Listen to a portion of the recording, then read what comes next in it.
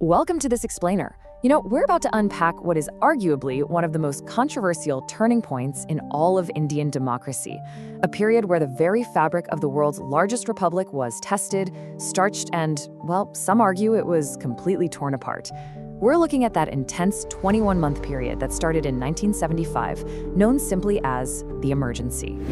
Just listen to these words. From today, an emergency is declared in the country. The public will have no rights, the courts will have no rights, the media will have no rights, the Constitution will have no value. Wow, that chilling broadcast really sets up the central explosive debate of our historical deep dive today. Was this sudden suspension of liberty a calculated constitutional catastrophe meant just to hold on to absolute power? Or was it a desperate, necessary measure to stop a deeper national breakdown? Okay, let's dive right into this. Our journey is going to unfold across 5 chapters: the illusion of stability, the sparks of rebellion, the judicial collision, the midnight decree, and finally, the democratic dilemma. So, Chapter 1, the illusion of stability, the peak of power, 1971 to 1972. To really understand the collapse, we've got to wind the clock back to the absolute peak. After India's decisive victory in the 1971 Bangladesh Liberation War, Prime Minister Indira Gandhi achieved just unprecedented popularity. Her domestic image was practically invincible. Now, what's really interesting about this slide is the sheer scale of her political dominance in the 1972 State Assembly elections. The Congress Party completely swept 13 out of 13 state elections. The opposition was virtually decimated. She had a massive majority in the Lok Sabha, controlled almost every state government, and literally had the mandate to do exactly as she pleased. And you see, this dominance was very quickly weaponized into aggressive constitutional amendments to enforce her socialist policies and bypass any judicial hurdles. The 24th Amendment restored Parliament's absolute power to amend the Constitution. The 25th, it stripped away the word compensation to protect land and bank nationalizations from being challenged in court. Then, the 26th abolished the privy purses for royalty. The message was loud and clear. Parliament, and by extension the Prime Minister, was supreme. But the Supreme Court pushed back. In the landmark case of Ananda Bharti case, they ruled that, sure, Parliament can amend the Constitution, but it cannot alter its basic structure. And just like that, a quiet friction between the executive and the judiciary was born. Moving on to Chapter 2, the sparks of rebellion, economic shock and mass protests, 1973 to 1974. By 1973, that illusion of stability completely shattered.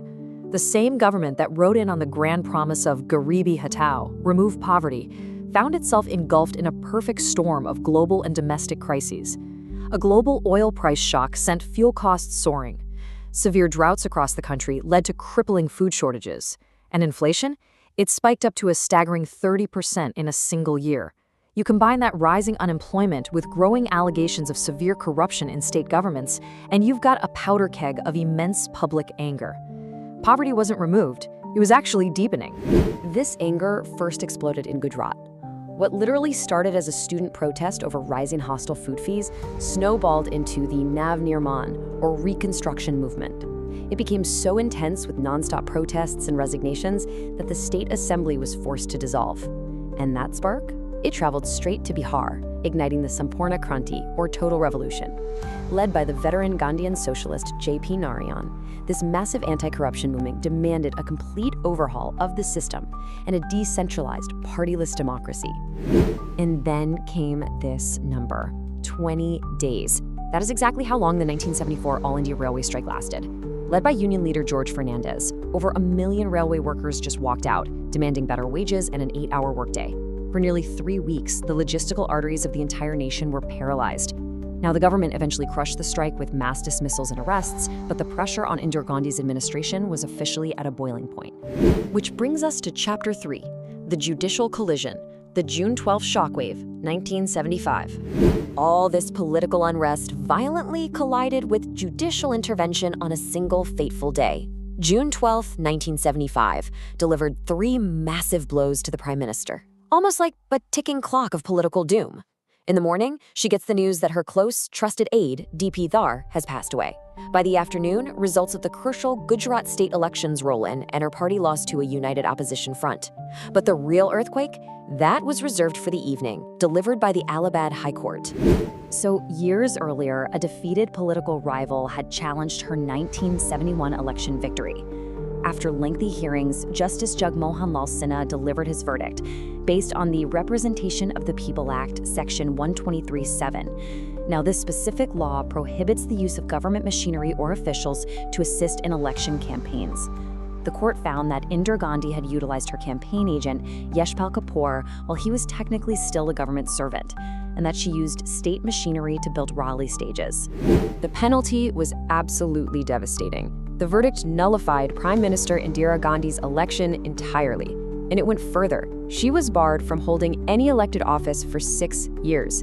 Think about that for a second. A sitting prime minister of the world's largest democracy was effectively stripped of her power and position over electoral malpractice.